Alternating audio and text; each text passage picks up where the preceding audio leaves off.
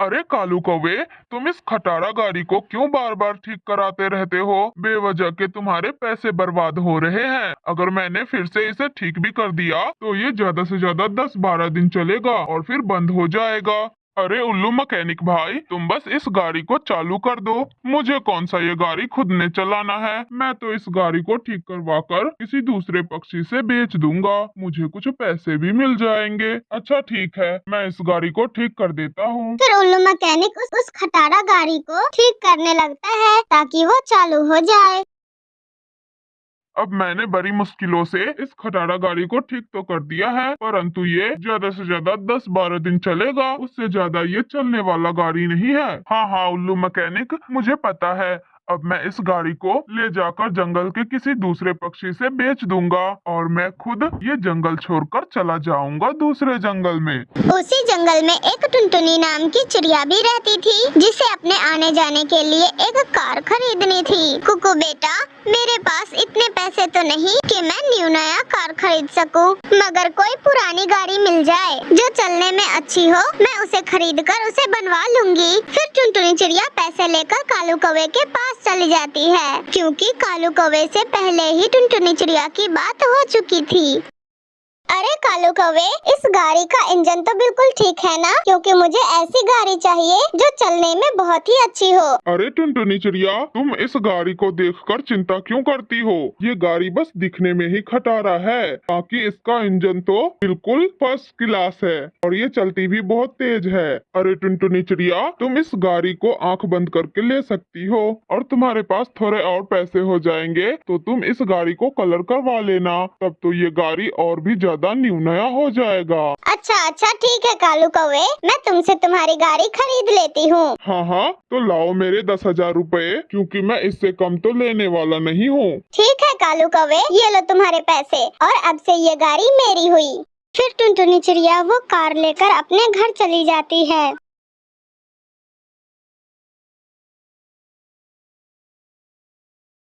चंदनवन के जंगल में बबली कबूतरी अपने बेटे बंटी कबूतर और बहू टुनटुनी चिड़िया के साथ खुशी खुशी रहा करती थी।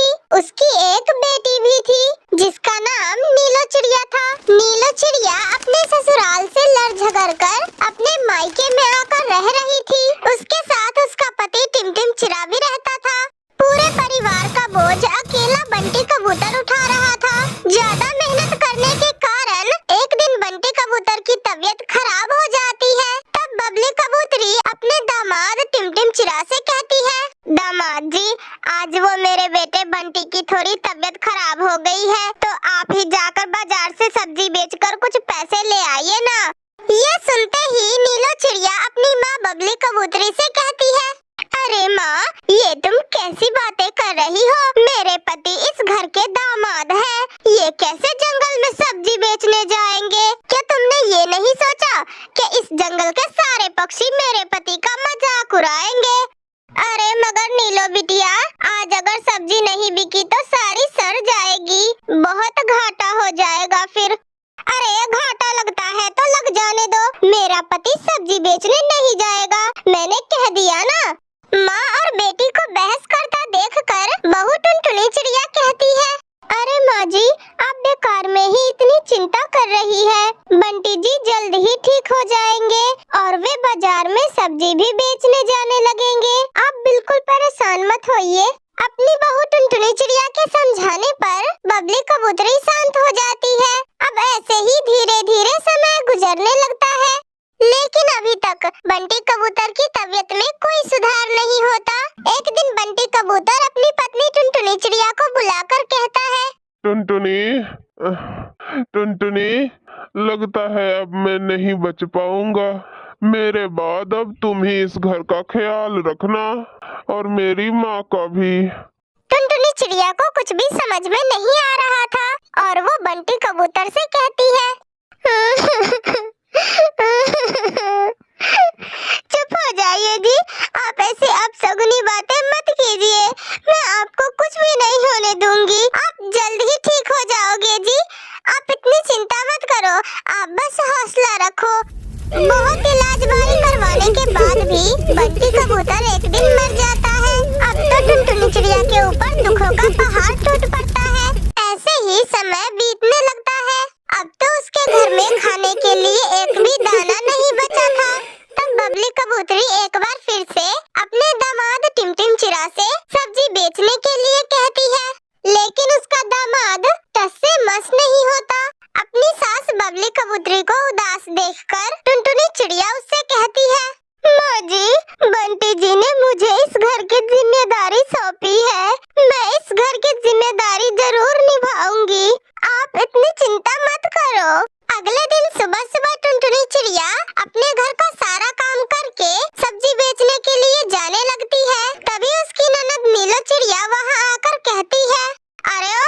टुनटुनी, तुझे इस घर की लाज शर्म की जरा भी कुछ परवाह है या नहीं? तू सब्जी बेचने जाएगी? तू हम लोगों की नाक कटवाना चाहती है क्या?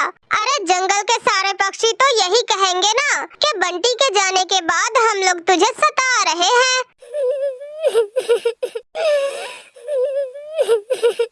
अरे नीलो दीदी, घर का सारा राशन पानी खत्म हो गया है और अब तो पैसे भी नहीं है, और जब से आपके भैया गए हैं सब्जी का काम भी बंद पड़ा है, तो ऐसे में मैं सब्जी बेचने ना जाऊं तो और मैं क्या करूं? सबको भूखा ही मार डालूं।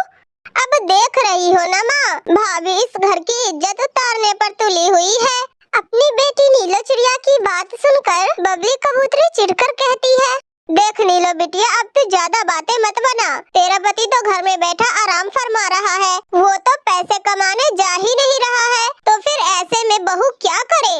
और इधर मेरी भी तबीयत इतनी अच्छी नहीं है कि मैं जाकर बाहर से कुछ कमा कर ला सकूं। और तुझे ज्यादा अपनी इज्जत की पड़ी है तो तू चली जाना अपने ससुराल। अब और हम लोग यहाँ तुम्हारा खर्चा नहीं उठा सकते। मेरी बहू हीरा है, हीरा। जा बहू, मैं तुझे आज्ञा देती हूँ, तू जाकर सब्जी बेच और घर में कुछ पैसे ला। तुम्हें किसी के तानों की परवाह करने की कोई जरूरत नहीं है। तू बेफिक्र होकर अपना काम करना। अगर यहाँ किसी की इज्जत जा रही है तो वो इस घर को छोड़कर जा सकता है। ये सब सुनकर नीलो चिड़िया समझ गई थी कि अब उसका इस घर में गुजारा नहीं होगा, और फिर वो अगले ही दिन अपने पति के साथ अपने ससुराल चली गई। और इधर टुनटुनी चिड़िया कड़ी मेहनत करके सब्जियां बेचने लगी, और उससे जो उसे पैसे मिलते थे उन पैसों से वो अपना घर चलाने लगी। इस तरह से बबली कबूतरी अपनी मेहनती बहू टुनटुनी चिड़िया के साथ खुशी खुशी रहने लगती है। हेलो दोस्तों, अगर आप लोगों को हमारी ये कहानी अच्छी लगी हो तो इसे लाइक, और अगर आप लोगों ने हमारे चैनल प्योर टूनी टीवी को सब्सक्राइब नहीं किया है तो जल्दी से जाकर अभी सब्सक्राइब कर लीजिए। पक्षीपुर के जंगल में नीलो और टुनटुनी नाम की दो चिड़िया बहनें रहा करती थी। वो दोनों बहनें उस जंगल के सबसे अमीर पक्षी सुंदरी कवि के यहाँ नौकरानी का काम किया करती थी, क्योंकि उसके माता पिता ने मरने से पहले सुंदरी कवि से बहुत सारे कर्ज जो ले रखे थे, उसी की भरपाई वो दोनों बहनें कर रही थी।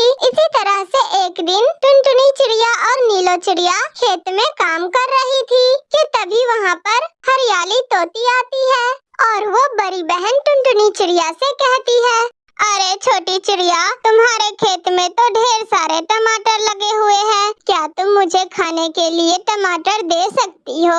नहीं नहीं काकी, आप हमें क्षमा करना, लेकिन हम आपको एक भी टमाटर नहीं दे सकते, क्योंकि हमारी मालकिन सुंदरी कवि बहुत खड़ूस और गुस्सैल है। अगर उन्हें इस बारे में पता चल गया तो वो तो हम दोनों बहनों को मार मार कर खाल खींच लेगी। अच्छा, मुझे लगता है कि तुम दोनों की मालकिन तुम दोनों पर बहुत अत्याचार करती है। अरे लेकिन ये तो गलत बात है, इस तरह तो तुम दोनों की जिंदगी पूरी तरह बर्बाद हो जाएगी। देखो, मेरे पास एक उपाय है, तुम दोनों बहनें पढ़ना लिखना शुरू कर दो। पढ़ाई लिखाई करने के बाद तुम लोगों की जिंदगी बदल जाएगी। तुम लोग चिंता मत करो, मैं तुम्हें पढ़ाया करूँगी। हरियाली तोती की ये बातें सुनकर वो दोनों बहनें खुश हो जाती है। फिर उस दिन के बाद से वो दोनों बहनें हरियाली तोती के पास पढ़ना शुरू कर देती है। ऐसे ही समय बीतने लगता है। फिर एक शाम वो दोनों बहनें अपने घर में बैठकर पढ़ाई कर रही होती है कि तभी उनकी मालकिन वहाँ आकर टुनटुनी चिड़िया से कहती है, अरे ये क्या, तुम दोनों बहनें पढ़ाई कर रही हो? आखिर तुम दोनों बहनों के पास इतनी सारी किताबें आई कहाँ से? फिर टुनटुनी चिड़िया उसे सारी बात बता देती है। अरे तो तुम दोनों बहनें पढ़ाई लिखाई करके हमारी गुलामी से आजाद होना चाहती हो, लेकिन मैं तो ऐसा होने नहीं दूंगी। फिर सुंदरी कवि उनसे किताबें छीनकर सारे किताबों में आग लगा देती है, और फिर उन दोनों बहनों को खूब मारती है, और फिर दोबारा वो दोनों बहनें कभी पढ़ाई नहीं करती। ऐसे ही कुछ महीने बीत जाते हैं। अरे ओए टुनटुनी, ये लो पैसे और जाओ जाकर शहर के बैंक में जमा कर दो, लेकिन तुम्हारी बहन नीलो चिड़िया मेरे पास गिरवी रहेगी। टुनटुनी, तुम अकेली जाओगी, क्योंकि तुम्हारा कोई भरोसा नहीं है, कहीं तुम मेरे सारे पैसे लेकर रफू चक्कर हो गई तो फिर टुनटुनी चिड़िया पैसे जमा करने शहर के जंगल चली जाती है। लेकिन रास्ते में एक लुटेरा पक्षी उस पर हमला बोल देता है और सारे पैसे लेकर वहाँ से भाग जाता है। बेचारी टुनटुनी चिड़िया रोती हुई घर आती है और अपनी मालकिन सुंदरी कवि को सारी बात बताती है। अरे अरे, मैं कुछ नहीं जानती, तुम्हारी लापरवाही के चलते मेरे पैसे चोरी हो गए। मुझे मेरे पैसे वापस चाहिए। फिर तुम चाहे जितना भी नाटक कर लो, मैं तो अपना पैसा वसूल करके ही रहूंगी। सुनो चिड़िया, मेरे पास एक उपाय है। मैं तुम दोनों बहनों का सौदा करके अपना पैसा वसूलूंगी। ये सुनकर वो दोनों बहनें बुरी तरह से घबरा जाती है। नहीं मालकिन, हम गरीब बच्चों पर इतना जुल्म मत कीजिए, हमें माफ कर दीजिए।